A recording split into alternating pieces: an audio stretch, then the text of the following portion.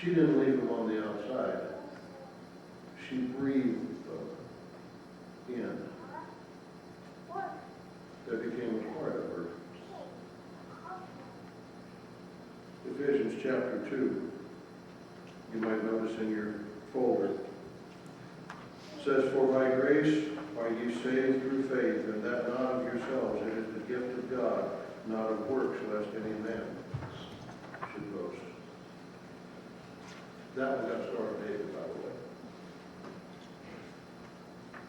And then finally, over in Hebrews chapter 11 and 12, a scripture that she absolutely, I'll bet there's 100 circles. I'll bet there's a half dozen Star of Davids. She highlights this one. Now faith is the substance of things hoped for, the evidence of things not seen. And if you know anything about the scripture, or sat in a Bible study with Life-Gudrun, you probably know that Hebrews 11 is what we call the Faith Hall of Fame. There are individuals here who are listed one after another, after another, after another, who are listed in this Faith Hall of Fame. People who had faith, who acted on their faith. Some of them were beaten or tortured or persecuted or martyred, but they held on to their faith. And that brings us to Hebrews chapter 12. After we see this remarkable list of saints who followed God in faith, the Hebrew writer says, chapter 12, verse 1, "Wherefore, seeing we also are compassed about with so great a cloud of witnesses, let us lay aside every weight and the sin which doth so easily beset us, and let us run with patience the race that is set before us. Looking unto Jesus, the author and finisher of our faith, who for the joy that was set before him endured the cross, despising the shame, and is set down at the right hand of the throne of God.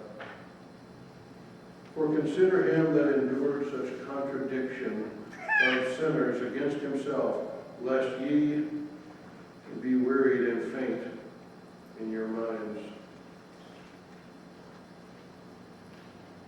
I believe today that Gudrun is in that great cloud of witnesses.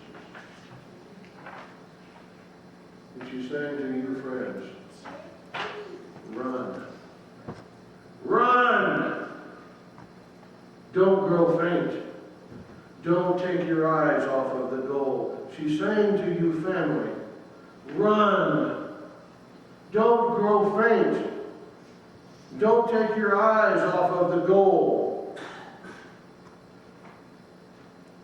In 1 Corinthians, the Apostle Paul says that the apostles, to do what they did, and to suffer what they suffered, and to endure what they endured, are called by many fools. Fools for Christ. Clearly, Gudrun was comfortable in the company of the apostles, and today in the company of the saints. Because if you knew her very well,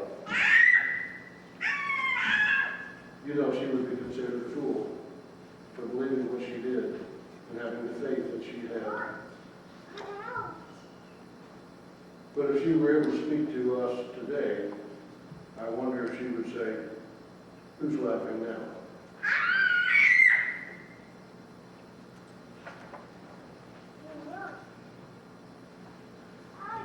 In this Bible, one of many, I see that under special memories, there are many names and many events that are listed. Family events, births, father, mother, kids, lots of people here that she cared about, lots of individuals and dates and things that are documented.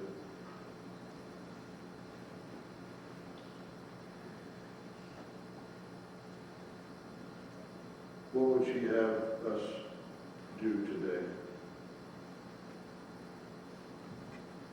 Like I said, I do a couple funerals a year over at the local funeral home, and usually it's for people that don't even know the pastor.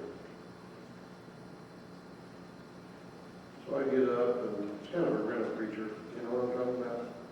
It's like renting a backhoe. You're done with it, you take it back. I don't know these people, mostly. I spend a little time with their families, I jot down some notes. I say some nice things, I use appropriate scriptures to comfort. I get up and say my piece, I take whatever opportunities I can, and then I leave. And most times I don't ever see those people again.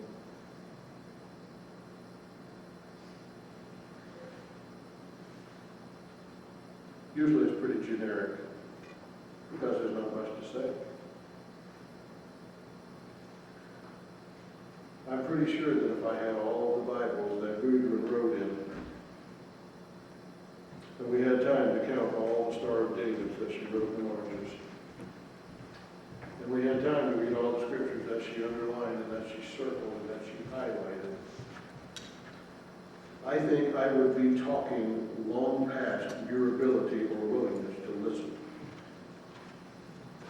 But that tells you about Gudrun's faith. What would be her wish for us today? If I may take the liberty to speak for Gudrun,